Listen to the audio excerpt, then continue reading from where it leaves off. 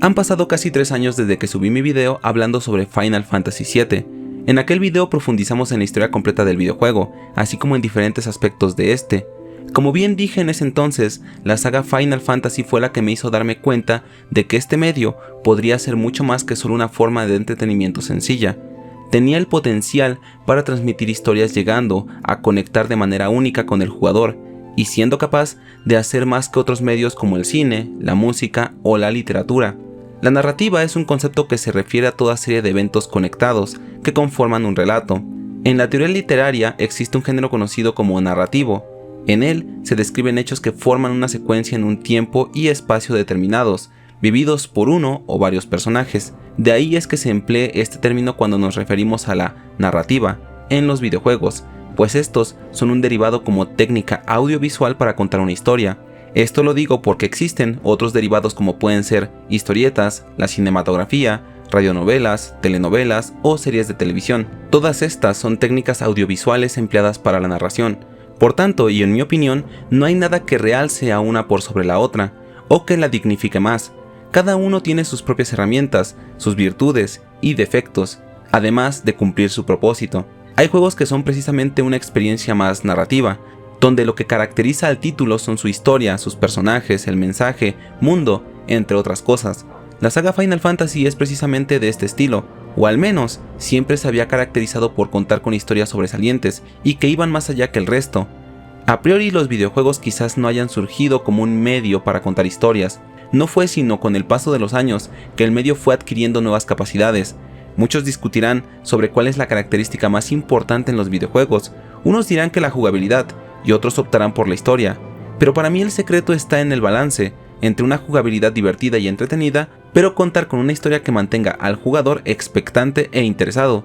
No son pocos los títulos que han logrado esa amalgama perfecta entre un juego divertido, una historia interesante, aderezado con bandas sonoras increíbles, diseños de personajes excepcionales y una excelente construcción de mundo que enamoraron a toda una generación de jugadores que descubrieron en este medio algo que ningún otro fue capaz de darles. Antes de proseguir con el video, quiero aclarar que si bien tengo mis opiniones respecto a este remake, la realidad es que el juego me encanta, no por nada lo he comprado para PlayStation 4, PlayStation 5 y la PC. Al final esto es solo una opinión y un análisis subjetivo, por lo que si tú tienes una opinión diferente de la mía, simplemente recuerda, esto no es un ataque a los gustos de nadie, ni al juego, esto es solo una opinión. Dicho esto, continuemos con el video. El 10 de abril del año 2020 fue lanzado Final Fantasy VII Remake, una nueva versión que buscaba traer a la actualidad una historia que marcó profundamente a la industria en su momento. A partir de aquí me gustaría puntualizar una cosa, y es que para efectos prácticos un remake se refiere a una nueva versión de una adaptación que se había hecho previamente, conservando fidelidad con la historia y sus personajes. Como tal, este es un término que se emplea en diferentes obras artísticas, y de hecho la traducción literal sería rehacer o rehecho.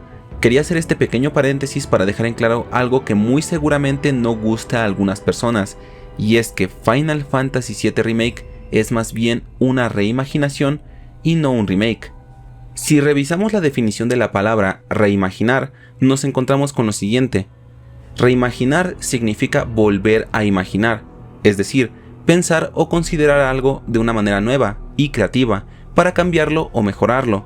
Quizá para mucha gente pueda parecer lo mismo, pero realmente no es así, pues mientras que un remake busca mantener fidelidad con la adaptación previa para mantener el producto lo más parecido posible al original, una reimaginación no tiene problemas con realizar cambios en el producto para conseguir un nuevo resultado.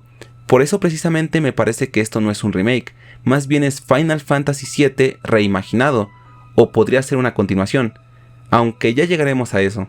Ahora pues, dejemos también en claro otro concepto. Las remasterizaciones, que son bastante simples de explicar, prácticamente se basan en la mejora o modificación de un producto ya existente, y donde, además, no se requiere generar el producto desde cero, simplemente toman el producto tal y como existe y le agregan alguna que otra cosa, como mejoras gráficas, de sonido, entre otras. Y aquí muchos de ustedes dirán, bueno, pero ¿y todo esto qué importancia tiene a la hora de hablar de este videojuego? Y bueno, amigo mío, tiene toda la importancia del mundo, pues cambia completamente tu expectativa sobre algo que estás adquiriendo. Tú recuerdas la razón por la que adoras los juegos que disfrutaste durante la época de la primera PlayStation. Lo mismo pasa con todos aquellos juegos que terminaste en la Nintendo 64 y cualquier otra consola retro. Conoces muy bien las características por las cuales se volvieron tan icónicos para ti. Bueno, supongamos que un día se anuncia un remake de tu título favorito. Obviamente tú esperas que este nuevo producto respete lo más posible al original, aunque es obvio suponer que traerá consigo varios cambios, como pueden ser los gráficos, la jugabilidad, la banda sonora, o que seguramente ahora sí tengan voces para los personajes, además de algún otro cambio pequeño en la historia debido a que, obviamente, hay que hacer ciertas adaptaciones para que todo encaje en esta nueva versión. Bueno, pues veamos qué hace Final Fantasy VII Remake y por qué creo que es más una reimaginación o una continuación.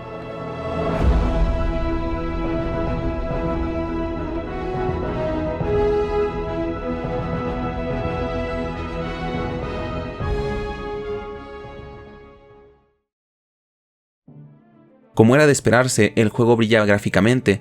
De hecho, es uno de los juegos con mejores gráficos de la PlayStation 4, y es impresionante que la consola sea capaz de correr el juego. La cinemática introductoria del juego original es una de las más icónicas del medio, con ese plano que se aleja, dejando ver la maravillosa ciudad de Midgar, con ese estilo artístico tan característico de esta entrega, con tintes steampunk, pero optando por primera vez por un tinte más realista, obviamente, con las limitaciones de la época. De hecho, podríamos decir que Final Fantasy VII optó por un diseño que atrajera al público occidental. No por nada fue el primer juego seleccionado por Square para comercializarse masivamente en todo el mundo.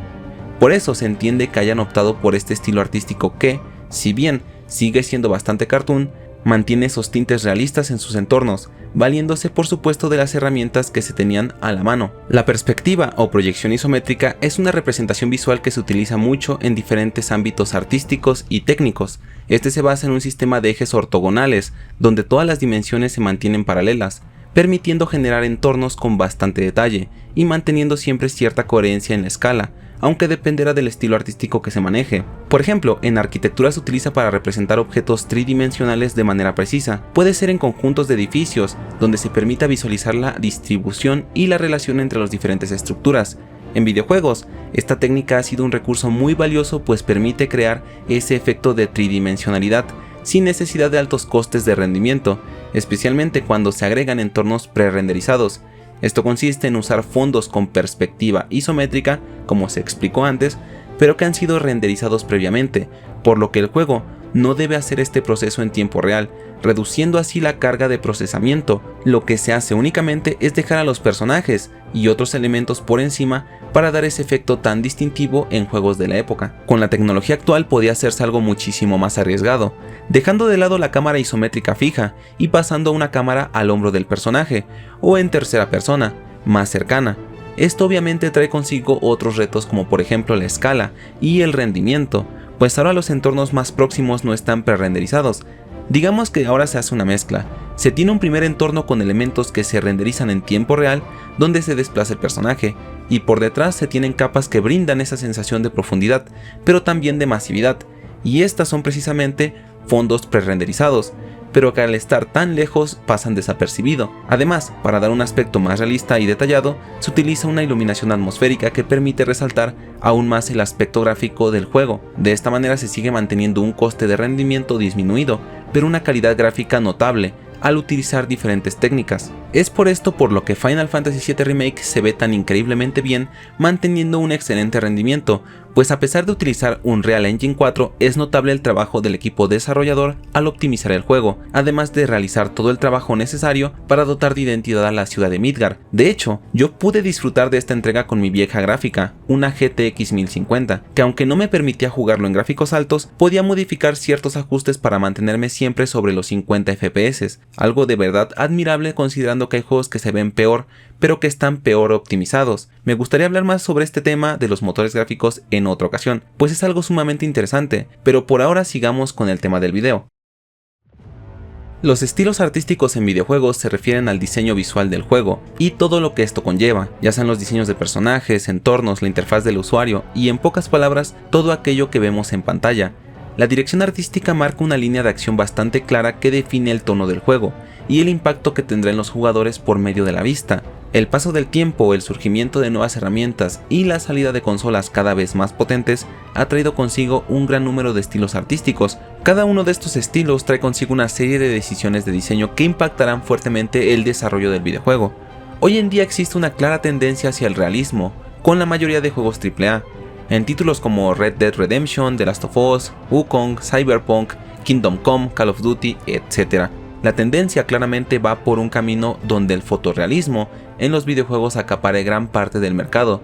Pero hay un problema con todo esto, un problema que poco a poco va carcomiendo a la industria, es decir, la pérdida de identidad.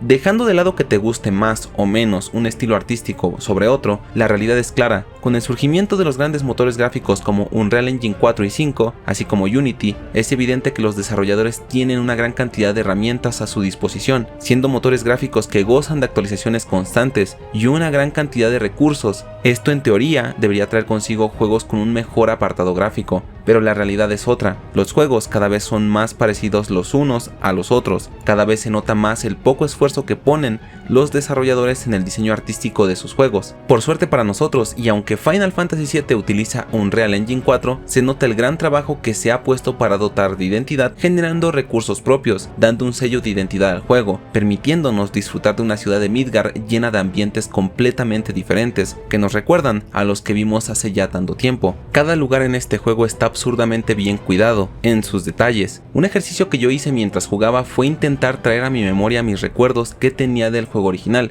y pensar si el remake lograba emular ese ambiente que me envolvía cuando jugaba la versión de Play 1. Puedo decir que me encanta cómo resolvieron el tema de la escala, además del claro respeto que se tuvo por los conceptos originales. Cada vez que aparecía una zona y era capaz de reconocerla con un solo vistazo, me alegraba enormemente, pues es algo difícil mantener la fidelidad por un mundo que ahora vemos desde la espalda o el hombro de los personajes y no con una vista aérea. Aún así, hay algunas zonas que no terminaron por convencerme del todo. Esto se debe un poco por el tema de diseño de mapeados, pero también por la duración de estos. Las alcantarillas, el cementerio de trenes, las vías de conexión entre el sector 5, la subida a la torre de Midgar son lugares que, si bien no puedo negar que se ven espectaculares, sí que noto simplones, pero más que un tema de simpleza es más bien una opinión que afecta a cómo está diseñado el juego entero. Pero lo dejaré en lo siguiente: el contenido de este juego está demasiado extendido y repleto de relleno. Aún así, me encanta cómo se ve la ciudad de Midgar, es preciosa. Por otra parte, los personajes tienen un modelado espectacular, me encanta cómo se ven. De hecho, es evidente que el modelado de todos ellos supera con creces al de la película. Los enemigos tienen unos diseños excelentes y cuidados al detalle. Hago especial énfasis en algunos jefes como el robot de escorpión del principio del juego, el Airbuster y Genova, siendo los jefes los que de lejos han recibido un mejor trato. Por supuesto, es de vital importancia que un mundo del calibre de este videojuego esté acompañado por una banda sonora a la altura. Las composiciones musicales de la saga Final Fantasy son un tesoro para el mundo de la música. Mi favorita personal sigue siendo la de la octava entrega, pero es innegable que este título cuenta con increíbles piezas musicales. Afortunadamente han sido tratadas con todo el amor que se merecen, y ahora suenan...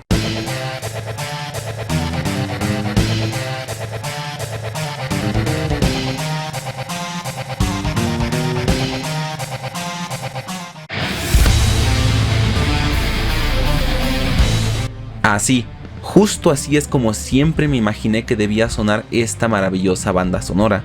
En la época de su lanzamiento, los videojuegos estaban bastante limitados en cuanto a la música que podían contener.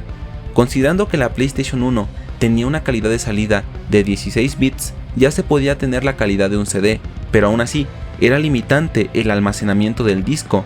Por ello, los juegos optaban por utilizar sintetizadores de calidad limitada para lograr una buena calidad y un peso ligero. Obviamente, esto es algo que para las nuevas generaciones no es un problema. Por eso ahora tenemos orquestas sinfónicas interpretando los maravillosos temas que suenan de fondo durante el juego. Además, se pueden hacer arreglos musicales mucho más interesantes al no estar limitado.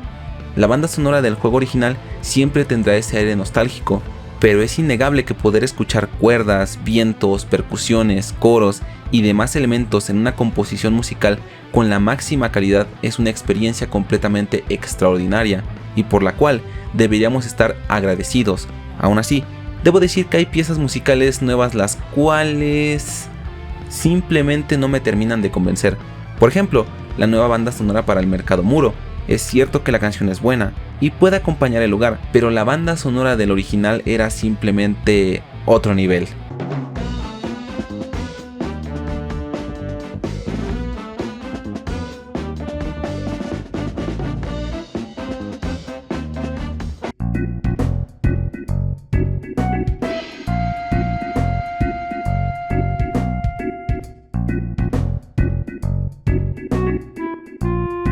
Otros casos como este ocurren múltiples veces durante la aventura.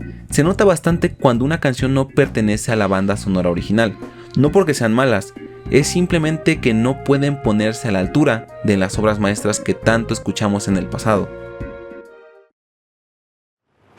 Este tema es algo delicado. Me encanta el estilo hack and slash que se le dio al juego y cómo mantiene ciertos toques de RPG. Aún así, este aspecto resulta un punto bastante negativo considerando cómo deja el sistema de materias. Durante los combates podremos usar hasta 3 personajes entre los cuales intercalaremos en función de las necesidades que tengamos durante la partida. Habrá enemigos que sean más o menos resistentes a cierto tipo de ataque, y ahí es donde deberás saber con qué personaje atacar. Barret y Aerys brillan en el combate a medio y largo alcance. Por su parte, Barret utiliza ataques físicos a distancia que pueden derribar enemigos voladores o que se encuentran en las alturas. Aerys por su parte usa ataques mágicos a distancia, los cuales son especialmente efectivos contra ciertos enemigos. Cloud y Tifa son combatientes en corta distancia, ambos tienen ataques poderosos que destrozan a los enemigos, y algo interesante es la capacidad que presenta el jugador para encadenar combos de habilidades. El sistema de combate se fundamenta en lo siguiente. Primero tendrás los ataques básicos comunes, que encadenarán combos y con los cuales podrás ir llenando tu barra de batalla de tiempo continuo, o BTC. Cada personaje tiene sus propias barras, hasta un máximo de 2. Estas se utilizan para realizar habilidades, objetos, magias o invocaciones. De esta manera, puedes mantener un control general sobre lo que hace cada personaje. Puedes hacer que cada personaje lleve a cabo una acción diferente prácticamente al mismo tiempo, siempre y cuando gestiones bien estas barras. Pero también puedes desencadenar potentes combos. Los enemigos tienen un sistema de resistencias y debilidades, además de contar con una barra de stagger. Si un enemigo es derribado, quedará vulnerable y recibirá daño multiplicado, momento en el cual deberás desencadenar combos de habilidades para causar el máximo daño posible. Además, los personajes contarán con diferentes armas con las cuales aprender nuevas habilidades. Simplemente basta con equipar a un personaje con un arma nueva y usar la habilidad hasta que la memorice. De esta manera adquiriéndola para usarse sin necesidad de tener el arma equipada. Además, se agregó un sistema de mejora de armas que ayudará también al crecimiento de los personajes. Cada arma tiene unas estadísticas propias que las definen como equipamiento con enfoque ofensivo físico o mágico. Lo mismo pasa con atributos defensivos, que hacen énfasis en algún tipo concreto de daño. Esto combinado con las materias brinda bastantes posibilidades de personalización.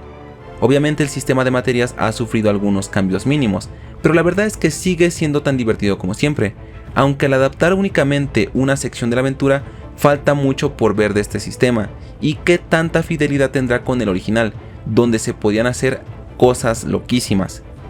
En pocas palabras, el sistema de combate me encanta, pero aún así no puedo evitar extrañar el sistema de combate por turnos. Yo sé que la excusa siempre será que este tipo de combate no es tan llamativo y no vende tanto, pero tan solo volteemos a ver juegos como Persona, Pokémon, Yakuza, Metaphor, Dragon Quest, etc.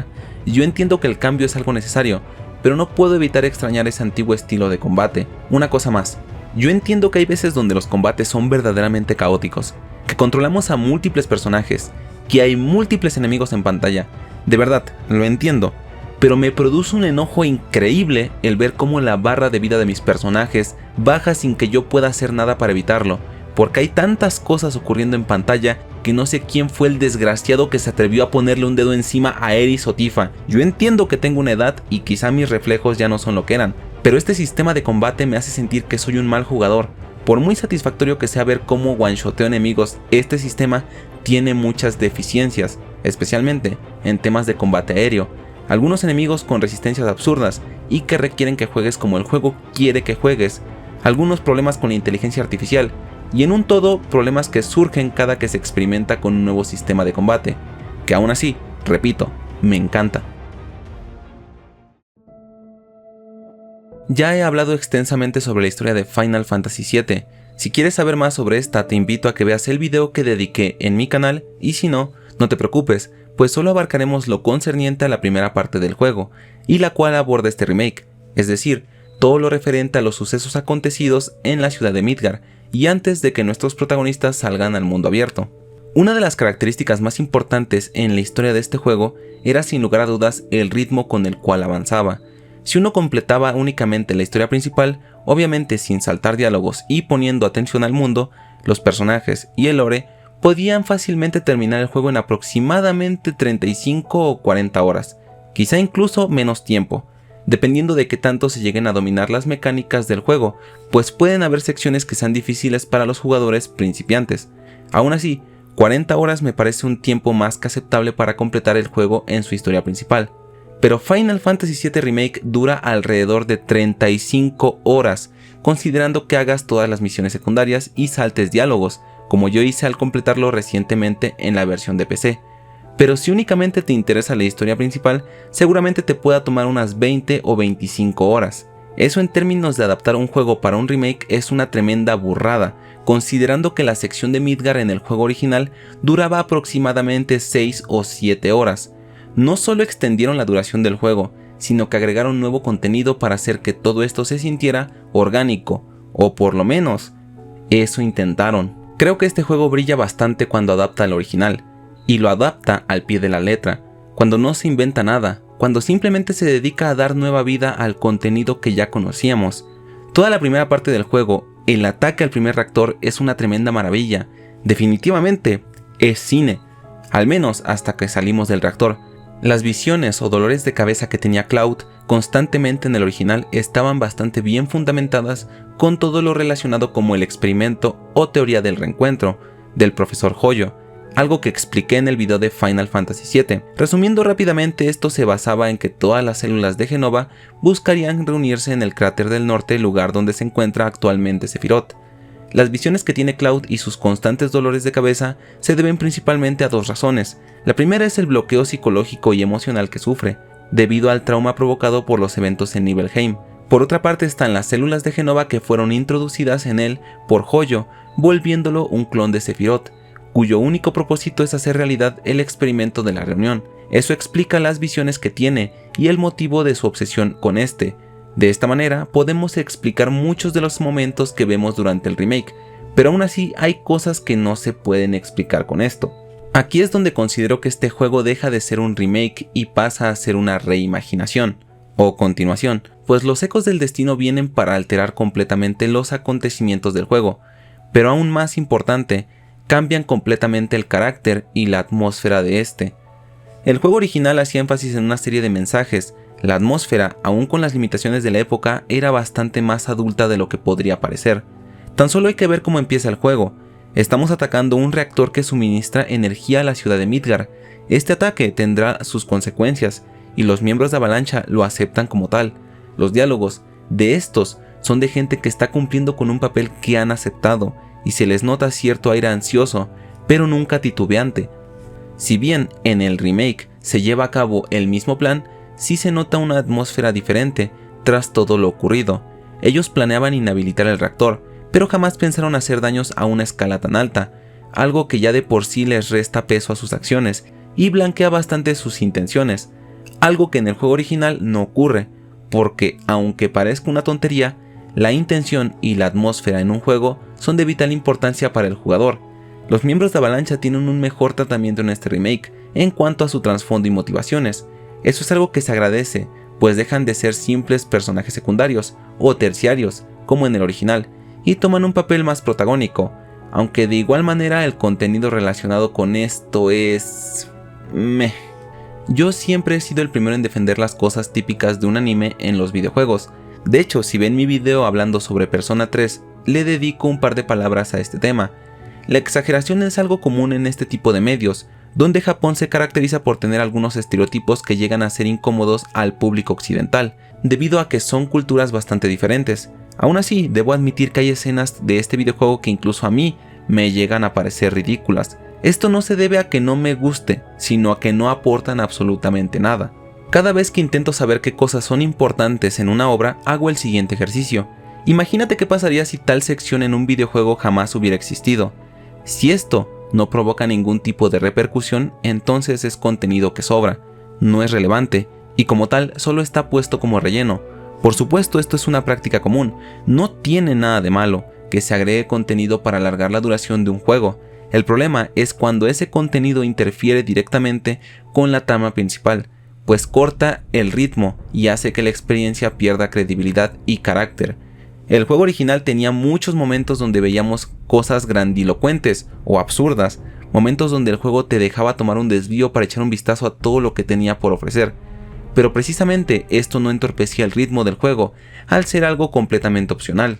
Los ecos del destino son un nuevo elemento introducido en este remake, los cuales vienen para decirle al jugador y fan de la entrega original: más vale que entiendas que esto no va a ser lo que esperabas. Como una interpretación personal me gusta pensar en lo siguiente: los ecos del destino somos todos aquellos que ya conocemos la historia original, ya sabemos cómo se desarrollará la historia, sabemos todos los eventos y sus repercusiones, por eso queremos que todo siga su curso natural, pues eso es lo que esperamos de esta entrega, pero el juego y sus personajes no quieren esto. Por eso Final Fantasy VII Remake me parece una continuación, pues Sephiroth en esta entrega es plenamente consciente de cómo terminarán las cosas para él y empieza a mover los hilos para cambiar la historia, de esta manera intentando evitar su derrota. Por eso varios acontecimientos durante la historia son diferentes y los ecos están ahí para hacerlo más obvio. Uno podría decir: bueno, pues si es una continuación entonces aceptémoslo como eso, y el problema radica en que esto no nos lo vendieron como una continuación, sino como un remake, es decir, esperábamos ver la misma historia, pero traída a la actualidad, y fuimos engañados, aunque te moleste escucharlo de esa manera. Como iba diciendo, el ritmo del juego es un desastre completamente. Hay una diferencia sustancial entre el contenido nuevo, que es lento, además de sentirse demasiado extendido y forzado, contrastado con el contenido que sí formaba parte del original, y es precisamente ahí donde el remake brilla. Cada vez que jugaba secciones del original como el ataque al segundo reactor, el encuentro con Aeris, la sección del mercado muro, la mansión de Don Corneo, el ataque al pilar de soporte y la incursión al edificio de Shinra, era un deleite poder jugar, pues era entretenido, divertido y emocionante, pero de repente aparecían las misiones secundarias, que eran insufribles, lentas, tediosas y no aportaban nada, y cuyos personajes carecían de toda pizca de carisma. De nuevo, hagamos un pequeño ejercicio. Piensa en qué sucedería si todas estas misiones desaparecieran. Si la respuesta es nada, bueno, ahí tienes todo lo que necesitabas. Aún así, hay un personaje secundario que sí estaba en el original y que ahora le dieron más trasfondo, por lo cual terminó encantándome. Por supuesto, hablo del único e inigualable Johnny.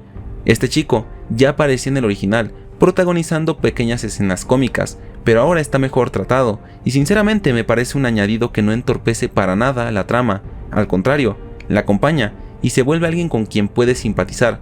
Aún así, no todo el nuevo contenido es malo, y de hecho, hay nuevos añadidos que me parecieron bastante interesantes y que realmente sumaban puntos a esta adaptación. Las nuevas interacciones que se desarrollan entre los personajes principales también son bastante buenas y ayudan a dar una profundidad a sus relaciones. El único problema es que para poder desbloquear algunas de estas escenas se deben completar las misiones secundarias de los capítulos correspondientes. También existen una serie de lecciones que determinarán algunas escenas que podremos observar durante la historia, más que nada centradas en el tema romántico que tenemos entre Cloud, Tifa y Aeris.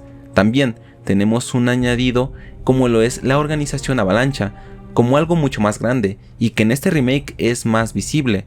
Esta organización participa múltiples veces durante la aventura y se siente como un añadido más que relevante. Por supuesto, también tenemos los coliseos y cámaras de realidad virtual, donde tendremos gran variedad de combates, además de cumplir con desafíos que ayudarán a que tengamos materias, habilidades y mejoras en nuestro equipo. Durante la sección del mercado muro me parece que fue donde el equipo creativo brilló al añadir cosas al remake. Todo el tema de los líderes me parece un buen añadido, las interacciones con ellos resultan entretenidas. Esta sección de la aventura es bastante entretenida y he de admitir que me divertí bastante con los añadidos, aunque me hace falta ese easter egg del Honey Bay Inc., pues aunque podamos seguir entrando e interactuando con el lugar, quitaron dos escenas bastante míticas y diluyeron bastante la atmósfera del lugar. Con todo esto solo me queda centrarme en lo más importante. La historia del juego original no requiere ningún tipo de añadido, no requiere ningún tipo de continuación, no necesitaba replantearse nada. El juego original resultaba una obra excepcional, y aunque la perfección no exista, sí que era un juego que sobresale en cada aspecto posible. Quizá podía haberse optado con agregar alguna escena o diálogo que complementara todo lo que ya existía en el original, preparando el terreno para lo que ocurre en las futuras entregas. Personalmente detesto cuando se toman historias y universos existentes para crear un nuevo contenido que no respeta las bases sobre las que se cimentan. Es propio de una práctica predatoria que solo busca ganar dinero a costa de la nostalgia de un público que creció con estas historias y les guarda un gran cariño. Me gusta Final Fantasy VII Remake, me gusta el resultado final, para nada quiero decir que la historia o el juego sean malos, pero aún así no soy capaz de aceptar que el resultado sea un buen juego, cuando pudo ser un juego excepcional. Mensajes como la pérdida, la vida y la muerte, la identidad, el cuidado del planeta, la opresión, los gobiernos autoritarios y la intransigencia de la gente son todo aquello que lograba explotar el juego original, mostrando un mundo herido y que está siendo consumido por los humanos que lo habitan, mientras que todos y cada uno de ellos son conscientes de este hecho. El presidente Shinra y la compañía no son los únicos culpables, pues en el fondo, cada habitante que recibe los servicios proporcionados por esta prefieren voltear la mirada a otro lado para no cargar con esa culpa que en el fondo todos sienten. Por su parte, aquellos que se oponen y que no son más que grupos pequeños terminan siendo reprimidos con brutalidad. Por eso surgen grupos que deciden ir hasta las últimas consecuencias para luchar por sus ideales, como Avalancha, porque en el original no se blanquea su actuar con excusas como no querer provocar tantos daños. Ellos estaban dispuestos a sacrificar tanto como fuera necesario, incluso si eso ponía en riesgo a civiles que no tenían nada que ver. Si bien al final todo igualmente termina formando parte de un plan de Shinra, el carácter es diferente. Lo mismo pasa con temas como las zonas marginadas de los suburbios y el mercado muro. En el original, si bien todo es colorido, se nota en el ambiente esa pesada capa de adultez que rodea todo el lugar. Esto no es un carnaval de feria, este es un sitio donde la gente decide olvidarse de los problemas del mundo real, deciden vivir una fantasía, perderse en los placeres y caen en las garras de quienes lucran con eso. Las zonas de vivienda en los suburbios son construcciones austeras e improvisadas, las cuales son bien representadas por el remake. De hecho, me gusta ese aire de inocencia que tienen con algunos personajes, como los niños, con los que interactuamos en algunas ocasiones, pues muestran que aquí también puede haber sueños, de quienes aún pueden aspirar a algo más. Por eso siento que el remake desaprovecha otra gran oportunidad, al no hacer historias realmente memorables, de un lugar con tanta riqueza para poder crear nuevas historias, con las cuales profundizar aún más en el lore de esta enorme ciudad, que lastimosamente fue desaprovechada, con misiones y personajes aburridos, que no aportan absolutamente nada. Me agrada que ahora la relación entre los protagonistas se sienta más orgánica, la nueva actitud de cada personaje y el diseño que les dieron es uno de los mejores apartados del juego. Barret se siente más como un líder, tiene momentos donde te ríes con sus ocurrencias y con lo tonto que es, pero mantiene siempre esa chispa de liderazgo que lo caracteriza, preocupándose por los miembros del grupo, ofreciéndose a cargar con sus dudas y preocupaciones. Tifa se siente con ese aire joven y que lleva una pesada carga en sus hombros debido a los acontecimientos sobre el pasado de nuestro protagonista, además de tener sus dudas y opiniones acerca de Cloud. Red 13, si bien no nos acompaña durante mucho tiempo durante la aventura, sí refleja bastante esa actitud del original, siendo serio, estoico y bastante confiable al hablar. Cloud fue el que quizás se siente más cambiado de entre todo el reparto. En el original tenía ese tono indiferente ante todo lo que ocurría a su alrededor. Sus gestos y palabras eran directas, además de cortantes, pero teniendo algunos tintes de sarcasmo y siendo un sinvergüenza, pero conservando una buena personalidad que muchas veces se ganaba algunas risas debido a sus reacciones y palabras. En el remake sigue teniendo esa actitud, pero con un aire un tanto más indiferente e irritante, pues en esta ocasión, si bien aún mantiene algunos diálogos que te pueden provocar una risa, la verdad es que pierde puntos por algunas expresiones y gesticulaciones que tiene durante la aventura, más propias de alguien con carencias para socializar que de alguien que evita socializar, pero de igual manera sigue siendo funcional, pues como sabemos él siempre ha tenido claros problemas de autoconfianza, y que de hecho produjeron grandes malentendidos. Por último tenemos a Eris, el personaje que en mi opinión más puntos ganó con este remake. No solo ahora su diseño es absolutamente adorable, lo importante es cómo la caracterizaron, con esa capacidad para conectar con el jugador de manera instantánea, siendo un personaje carismático, divertido, que tiene dinamismo con todo el elenco y que de hecho hace relucir los aspectos positivos en la caracterización de Cloud. Además, ese aire de sinvergüencería que tiene en el original ahora se ve potenciado, gracias a su actriz de doblaje y a las nuevas interacciones. Entre más escribo el guión para este video, más me doy cuenta de las cosas que me encantan del juego, pero también me hace detestar aún más todo lo que hizo Square para jugar con la nostalgia de los usuarios. Detesto cómo el juego utiliza recursos como los flashbacks que forman parte de la aventura original, para ganar el aplauso fácil del fan y hacernos decir, ¡oh mira, es ese momento! Es peor aún cuando repiten este recurso múltiples veces, y más aún, cuando lo hacen poniéndote a Sephiroth en pantalla ni bien pasada una hora de juego. Esto, junto a todo lo que he dicho antes, es lo que le resta puntos al juego, es lo que no me permite aceptarlo del todo, porque Final Fantasy VII es un título que no necesita este trato para llamar la atención. Le guste o no a la gente, este es uno de los títulos más icónicos e influyentes en la historia de los videojuegos. Desde una opinión completamente personal puedo decir lo siguiente: hay productos que no necesitan cambios, no necesitan continuaciones, no necesitan que alguien venga a plasmar su visión creativa, porque son perfectos tal y como son, aún con sus imperfecciones. Final Fantasy VII Remake merecía ser más de lo que terminó siendo, merece ser más que un buen juego, y realmente me duele que estas sean las palabras que dedico al remake de un título que marcó tanto mi vida, pues es, junto a Final Fantasy VIII y IX, la razón por la que hoy en día sigo jugando videojuegos. Aún así estoy completamente seguro de que a ti te encantará este videojuego, y simplemente pido disculpas por no poder apreciarlo sin tomar en cuenta al original, pero es lo que tiene la nostalgia y las expectativas. Espero que este video haya sido de tu agrado. Por favor, suscríbete al canal, dale like al video y compártelo con tus amigos para que puedas seguir creciendo. Nos vemos en un próximo video. Tylko jedno w głowie mam, koksu 5 gram, odlecieć sam w krainę zapomnienia, w głowie myśli mam.